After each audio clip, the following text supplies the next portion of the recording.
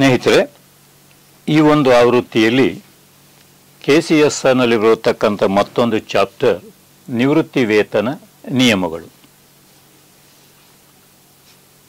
ಈ ಅಧ್ಯಾಯದಲ್ಲಿ ನಿಯಮಗಳು 207ರಿಂದ 377ರವರೆಗೂ KCSRನ ನಿಯಮಗಳು ಇರುತ್ತೆ. ರೈಟ್. ನಿವೃತ್ತಿ ವೇತನ ಎಷ್ಟು ರೀತಿಯಲ್ಲಿ ಇರುತ್ತೆ ಅಂತ ಅಂದರೆ, ವಯೋನಿವೃತ್ತಿ ವೇತನ ನಿಯಮ 95ರಲ್ಲಿ ಬರುತ್ತೆ. ವಿಶ್ರಾಂತಿ ವೇತನ ಅಂದರೆ ವಾಲಂಟರಿ ರಿಟೈರ್ಮೆಂಟ್ ನಿಯಮ 285(1)(a) ಮತ್ತು 285(4). ಅಂಗವಿಕಲ ನಿವೃತ್ತಿ ವೇತನ ನಿಯಮ 273ರಿಂದ 282. ಪರಿಹಾರ ನಿವೃತ್ತಿ ವೇತನದ ನಿಯಮ 289, ಕನಿಷ್ಠ 10 ವರ್ಷ ಸೇವೆ ಆಗಿರಬೇಕು. ಪೂರ್ವ ನಿರೀಕ್ಷಣಾ ನಿವೃತ್ತಿ ವೇತನ ನಿಯಮ 341. ಅಸಾಧಾರಣ ನಿವೃತ್ತಿ ವೇತನ ನಿಯಮಗಳು 2023. ಕೊನೆಯದಾಗಿ ನಿವೃತ್ತಿ ವೇತನ ನಿಯಮಗಳು 2002. ಇಷ್ಟು ರೀತಿಯ ನಿವೃತ್ತಿ ವೇತನಗಳು ಇದ್ದಾವೆ ಅಂತ. ಇದು ಪೂರ್ವ ನಿರೀಕ್ಷಣಾ ನಿವೃತ್ತಿ ವೇತನ, ಇದನ್ನು ಸೆಪರೇಟ್ ಅಲ್ಲ. ಏಜಿಯಿಂದ ಪೆನ್ಷನ್ ಬರೋದು ತಡವಾಗುತ್ತೆ ಅನ್ನೋದೇ ಆದರೆ ಕಚೇರಿ ಮುಖ್ಯಸ್ಥರು ತಾತ್ಕಾಲಕ್ಕೆ ಕೊಡುವಂಥ ನಿವೃತ್ತಿ ವೇತನ ಅಷ್ಟೇ, ಪರ್ಸೆಂಟೇಜ್. ಇದೇನು ಸೆಪರೇಟು ಪೆನ್ಷನ್ ಏನೂ ಅಲ್ಲ. ನೆಕ್ಸ್ಟ್, ನಿವೃತ್ತಿ ವೇತನ ಅನ್ನೋದು ಒಂದು ಹಕ್ಕು. ಇದು ದಾನ, ಧರ್ಮ, ಸಹಾಯ ಅಂತ ಏನೂ ಇಲ್ಲ.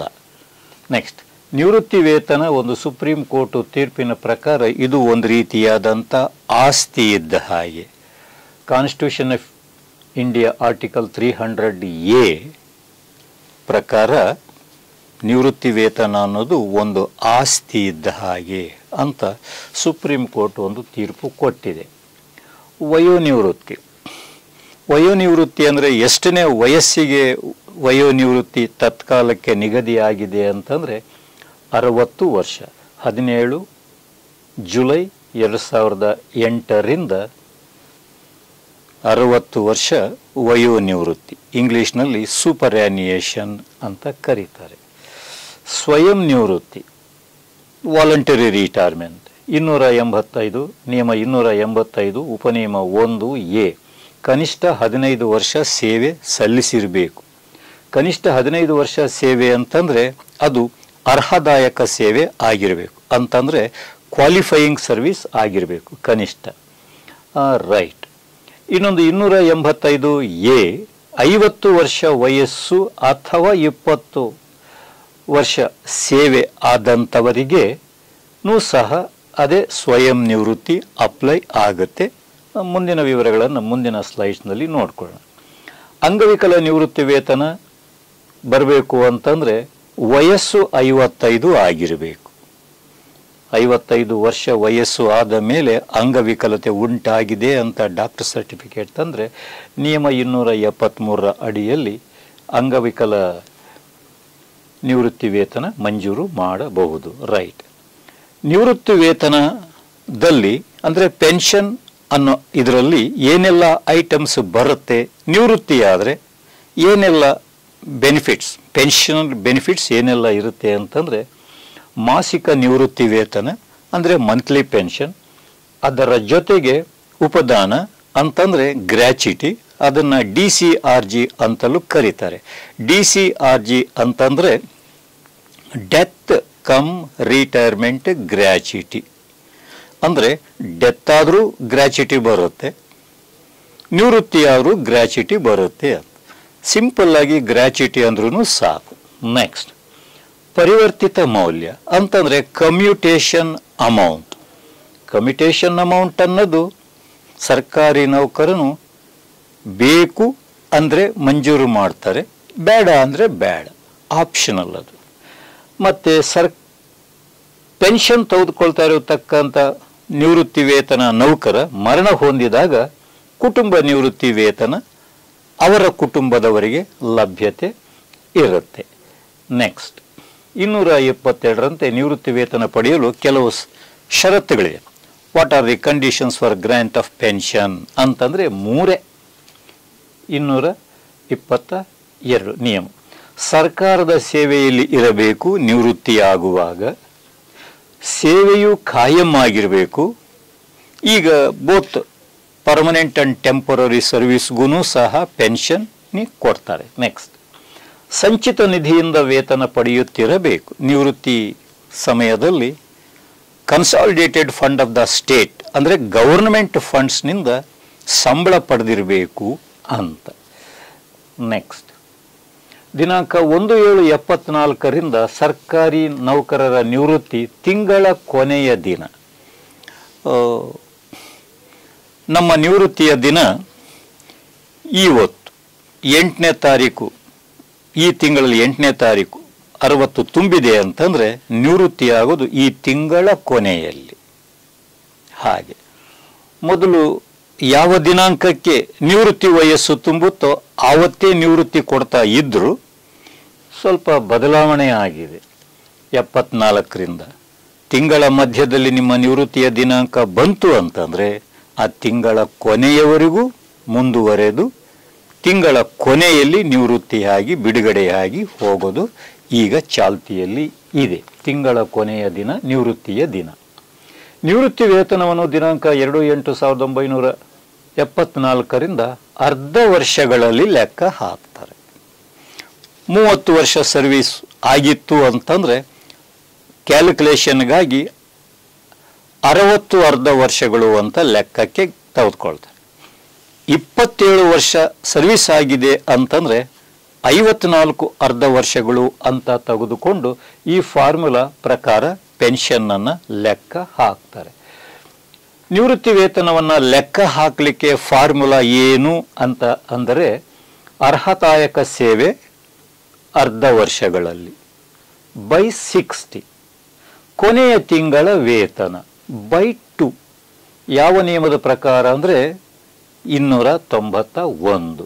ಈ ಫಾರ್ಮುಲಾ ಹಾಕ್ಕೊಂಡು ಪೆನ್ಷನ್ನನ್ನು ಲೆಕ್ಕ ಹಾಕ್ತಾರೆ. ನೆಕ್ಸ್ಟ್ ಉಪದಾನ ಅಂದರೆ DCR, ಅದನ್ನು ಲೆಕ್ಕ ಹಾಕಲಿಕ್ಕೆ ಫಾರ್ಮುಲಾ ಏನು ಅಂತಂದರೆ ಅರ್ಹದಾಯಕ ಸೇವೆ ಅರ್ಧ ವರ್ಷಗಳಲ್ಲಿ ಬೈ 1 ಇಂಟು ಕೊನೆಯ ತಿಂಗಳ ವೇತನ ಬೈ 4.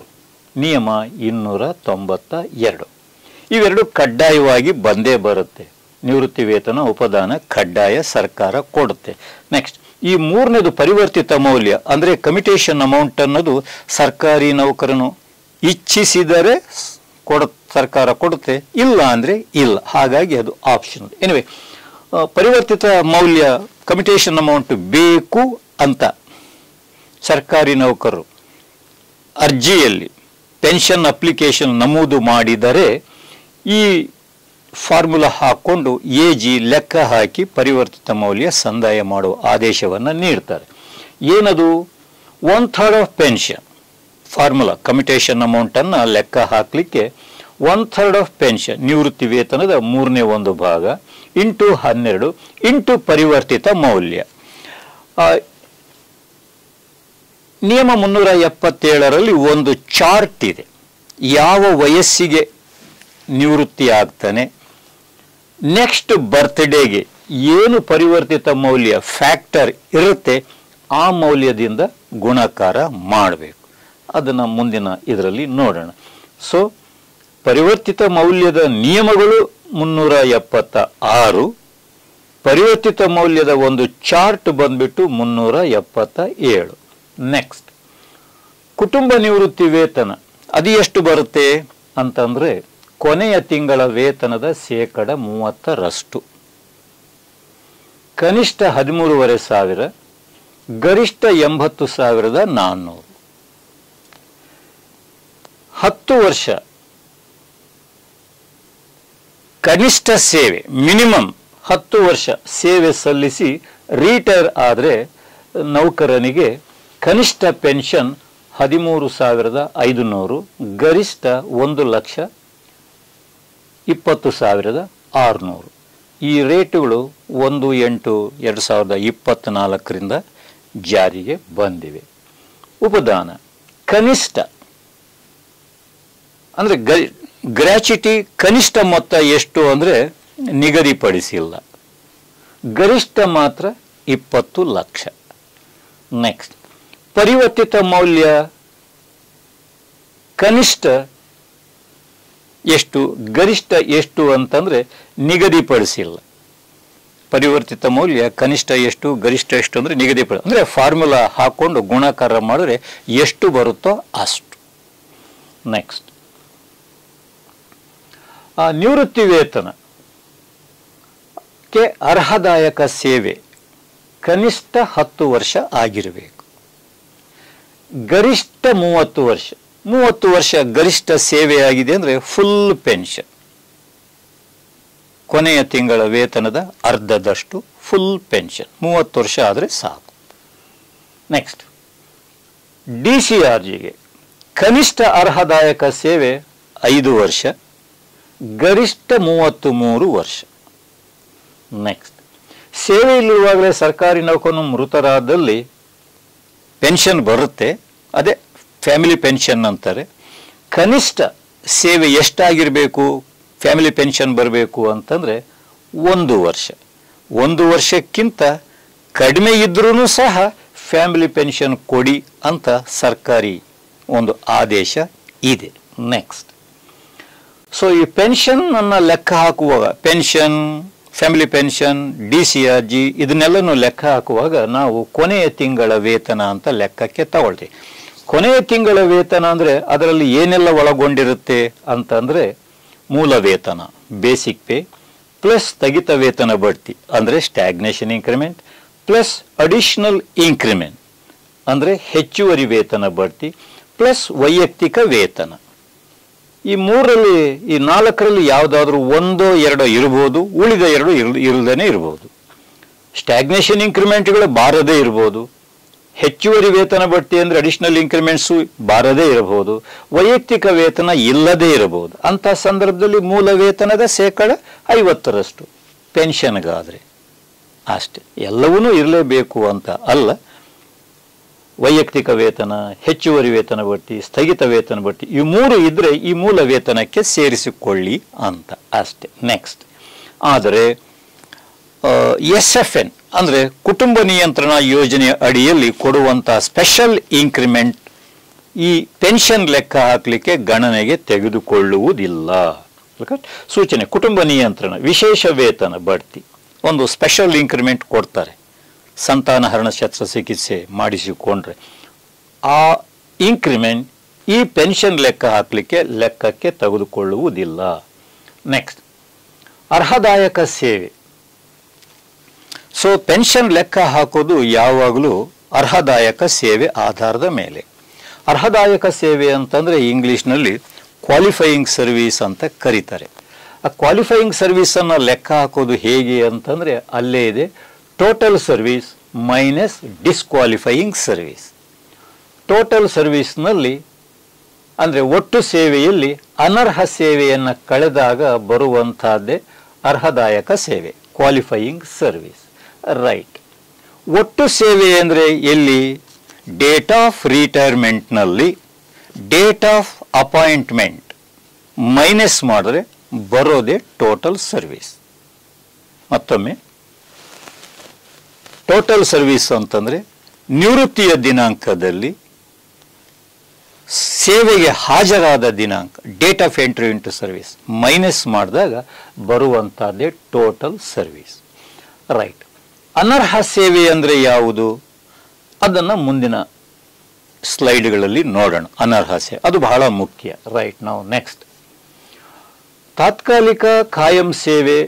ತಾತ್ಕಾಲಿಕ ಸೇವೆ ಇದ್ರೂ ಪೆನ್ಷನ್ಗೆ ಲೆಕ್ಕಕ್ಕೆ ತಗೊಳ್ತಾರೆ, ಪರ್ಮನೆಂಟ್ ಸರ್ವಿಸ್ ಇದ್ರೂ ಲೆಕ್ಕಕ್ಕೆ ತಗೊಳ್ತಾರೆ ಪೆನ್ಷನ್ ಲೆಕ್ಕ ಹಾಕಲಿಕ್ಕೆ. ನೆಕ್ಸ್ಟ್ ಈಗ ಅನರ್ಹ ಸೇವೆ ಅಂತಂದ್ರೆ ಯಾವುದು ಅಂತಂದ್ರೆ ಈಗ ನೋಡಿ ಇಲ್ಲಿಂದ ಪ್ರಾರಂಭ ಆಗುತ್ತೆ. ಸೊ ತಾತ್ಕಾಲಿಕ ಸೇವೆ ಇತ್ತು ಅಂತಂದ್ರೆ ಅದು ಅನರ್ಹ ಸೇವೆ ಏನು ಅಲ್ಲ, ಪೆನ್ಷನ್ ಸಲುವಾಗಿ ಅದಕ್ಕೂ ಸಹ ಪೆನ್ಷನ್ ಬರುತ್ತೆ. Temporary service and permanent service ಎರಡನ್ನೂ ಸೇರಿಸಿ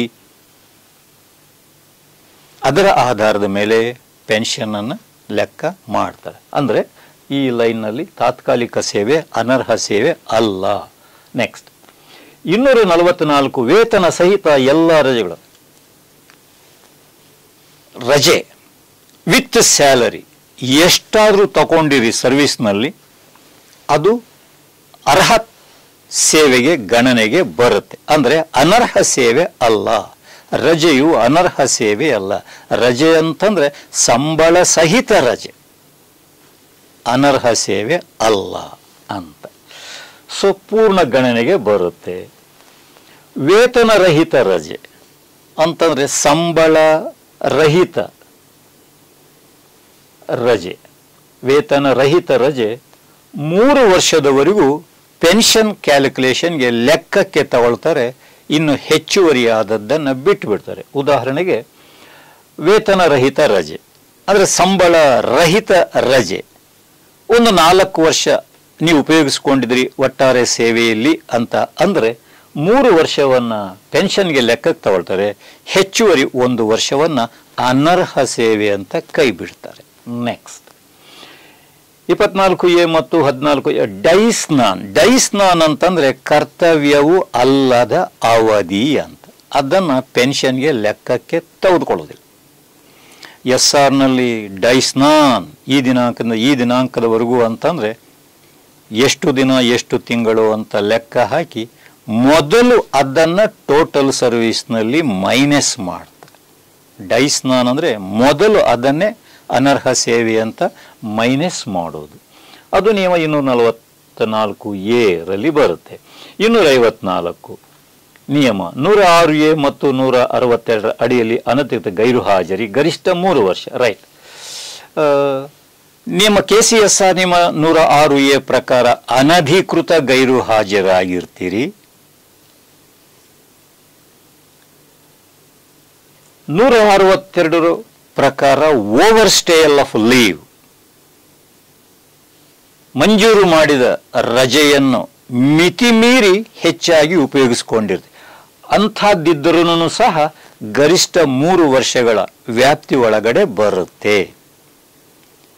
ನೆಕ್ಸ್ಟ್ ಇತರೆ ಅನಧಿಕೃತ ಗೈರು ಹಾಜರಿನ ಲೆಕ್ಕಕ್ಕೆ ತಗೊಳ್ಳೋದಿಲ್ಲ. ಇಷ್ಟು ವೇತನ ರಹಿತ ರಜೆ ಸಾಮಾನ್ಯವಾಗಿ ಅದು ಎಕ್ಸ್ಟ್ರಾರ್ಡಿನರಿ ಲೀವ್ ಆಗಿರುತ್ತೆ. ಜೊತೆಗೆ ನಿಯಮ 106A ಅಂಡ್ 162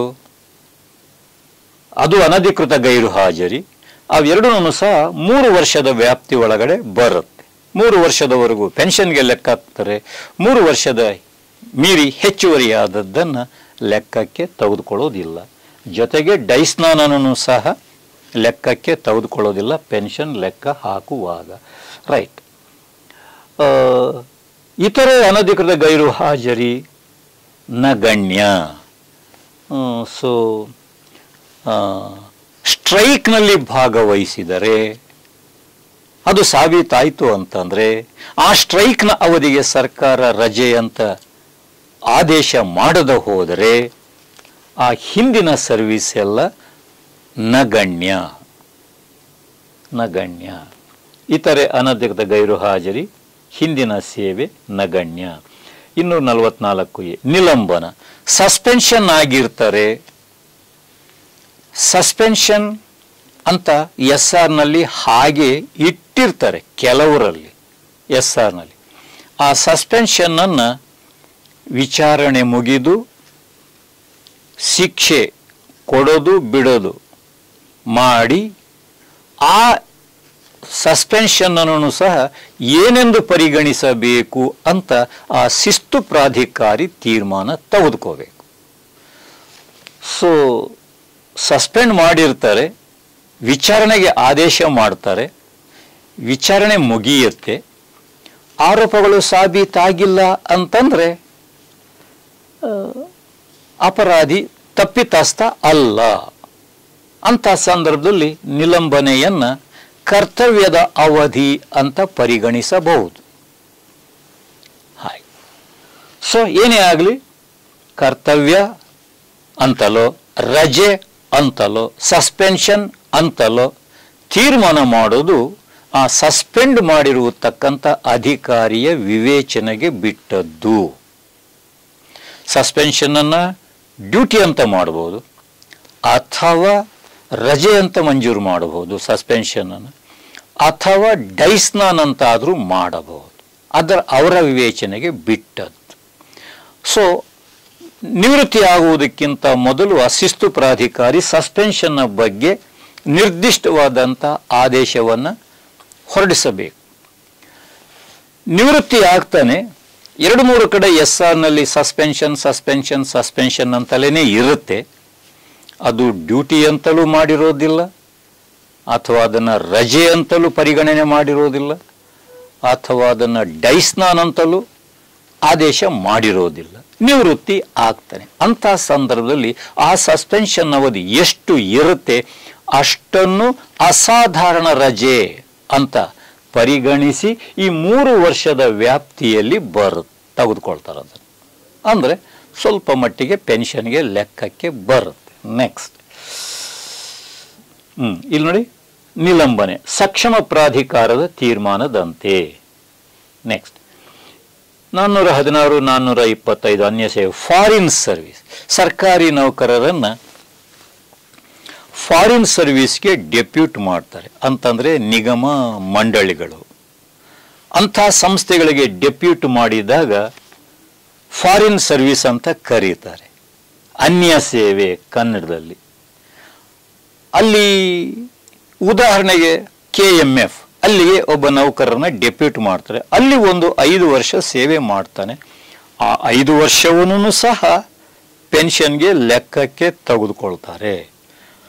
ಆದರೆ ಆ ಫಾರಿನ್ ಸರ್ವಿಸ್ನಲ್ಲಿ ಇದ್ದ ಅವಧಿಗೆ ವೇತನದ ಹೊಣೆ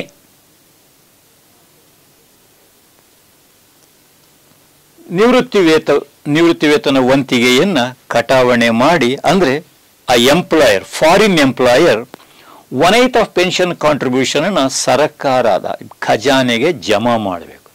ಜೊತೆಗೆ ಶೇಕಡ ವೇತನದ 11% ರಜಾ ಸಂಬಳವನ್ನ ಲೆಕ್ಕ ಹಾಕಿ ಸರ್ಕಾರದ ಖಜಾನೆಗೆ ಜಮಾ ಮಾಡಬೇಕು.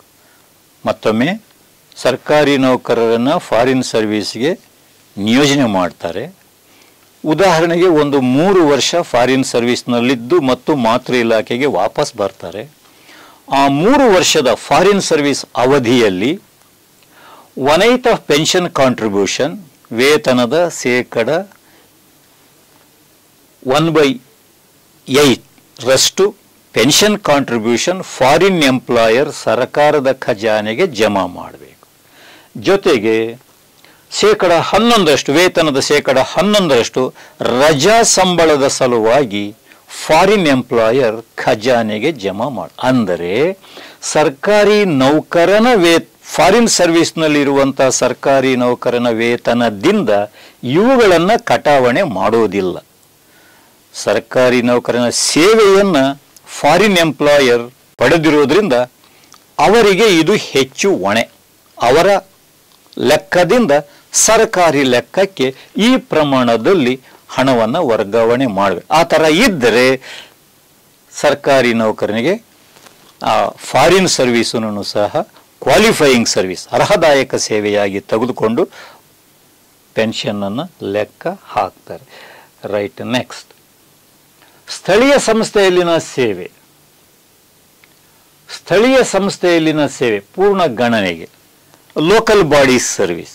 ಮುನ್ಸಿಪಾಲಿಟೀಸ್ನಲ್ಲಿ ಏನಾದರೂ ನಿಮ್ಮ ಮುನ್ಸಿಪಾಲಿಟೀಸ್ಗೆ ಸರ್ಕಾರಿ ನೌಕರರನ್ನು ಡೆಪ್ಯೂಟ್ ಮಾಡಬಹುದು.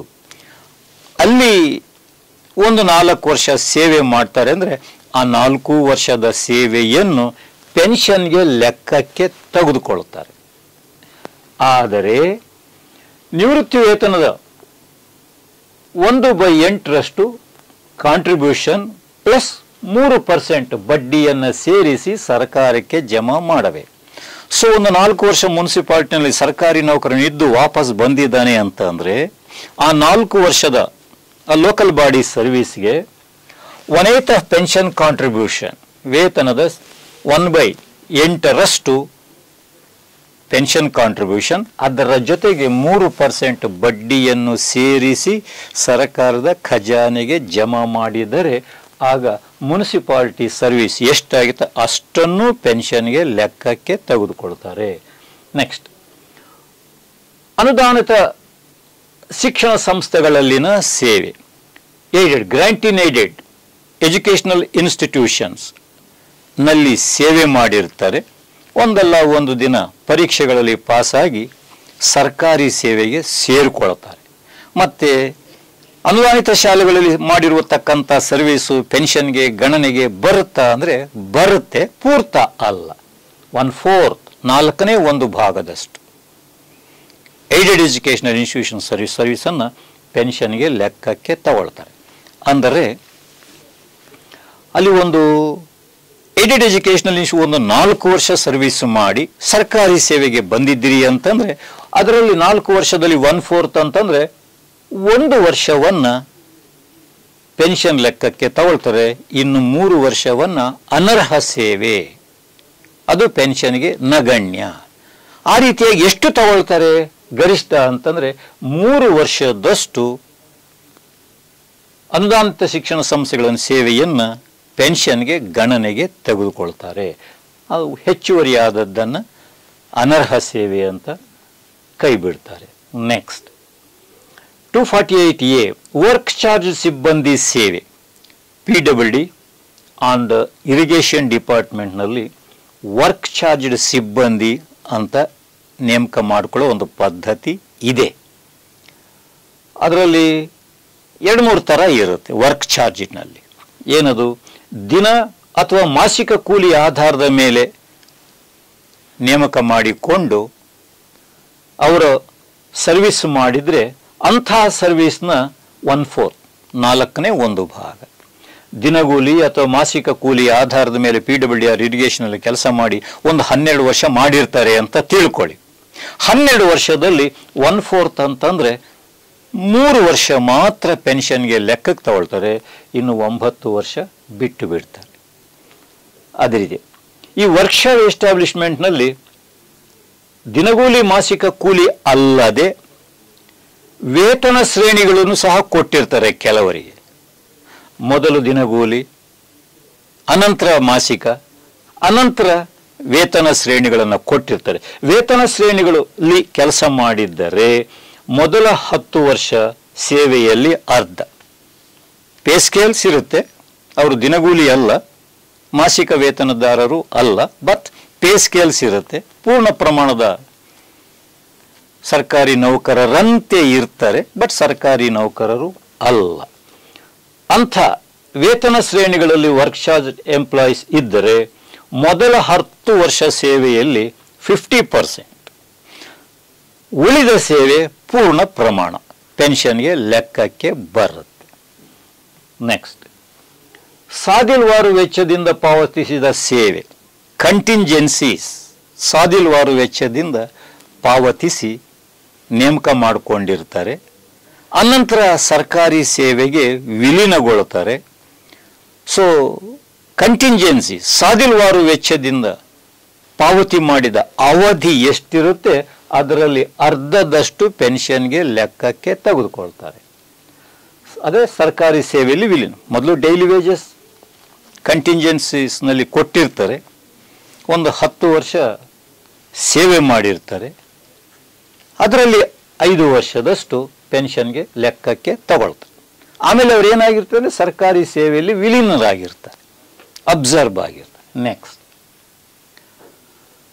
ಹೆಚ್ಚುವರಿ ಅರ್ಹದಾಯಕ ಸೇವೆ, ಅಡಿಷನಲ್ ಕ್ವಾಲಿಫೈಯಿಂಗ್ ಸರ್ವಿಸ್ ಅಂತ 247. ಅದು ಯಾವ ಸಂದರ್ಭದಲ್ಲಿ ಅಂತಂದರೆ 30 ವರ್ಷ ವಯಸ್ಸು ಆದ ನಂತರ ಸರ್ಕಾರಿ ಸೇವೆಗೆ ನೇಮಕವಾಗಿದ್ದರೆ, ಅಂದರೆ ಡೈರೆಕ್ಟ್ ರಿಕ್ರೂಟ್ಮೆಂಟ್, ನೇರ ನೇಮಕಾತಿಗಳ ಅನ್ವಯ.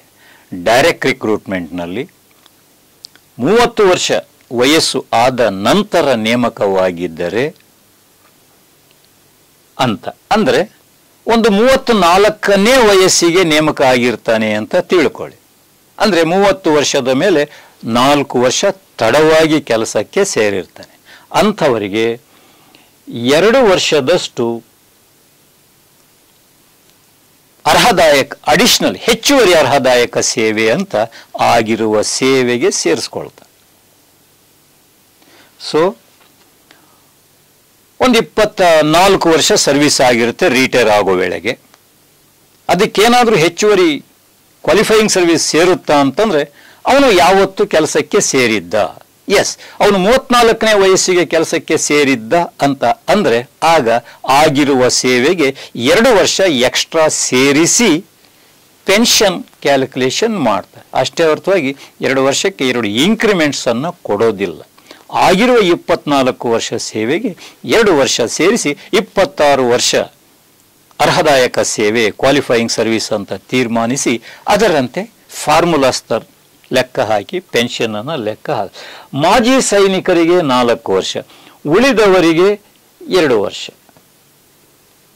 ಮಾಜಿ ಸೈನಿಕರಿಗೆ ಅರ್ಹದಾಯಕ ಹೆಚ್ಚುವರಿ ಅರ್ಹದಾಯಕ ಸೇವೆ 4 ವರ್ಷ, ಇನ್ನು ಉಳಿದವರಿಗೆ 2 ವರ್ಷ.